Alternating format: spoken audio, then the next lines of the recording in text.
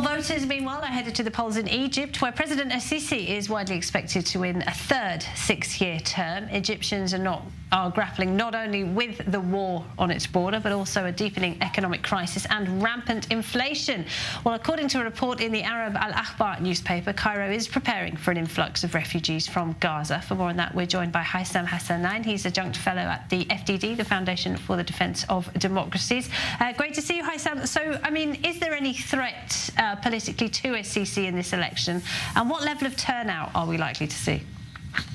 Thanks for having me, Laura. No threat to President Sisi at all. Other candidates are barely recognized by voters. Plus, the Hamas-Israel war didn't give them any chance to market themselves to the public. Just in the past 2 months, everyone in the country has been following the war 24/7.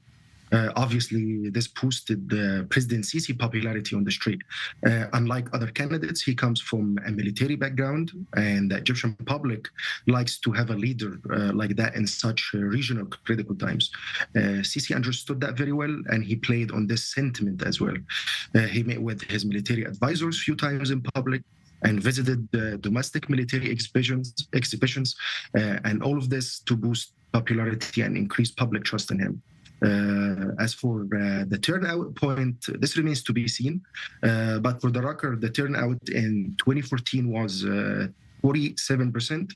In 2018, it was slightly low, 41%. And this time, the government has been trying to get as many citizens as possible to polling stations. So this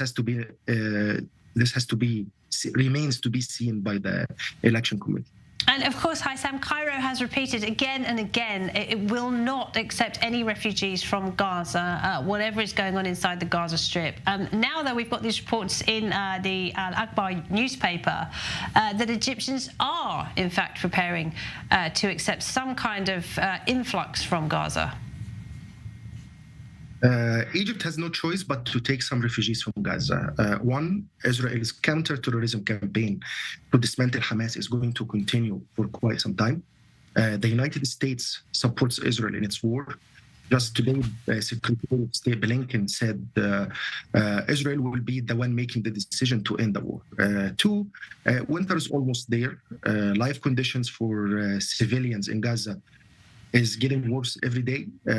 And lastly, hosting refugees could be utilized by the Sisi regime for international public relations benefits by making such a decision on humanitarian grounds. Are they concerned about Gazans taking matters into their own hands and just trying to storm the border at Rafah? Because we saw the Egyptian authorities trying to construct an additional barrier there in the last few days. Yes, this concern has been going on from day one of the conflict. Cairo has been consistent in its messaging.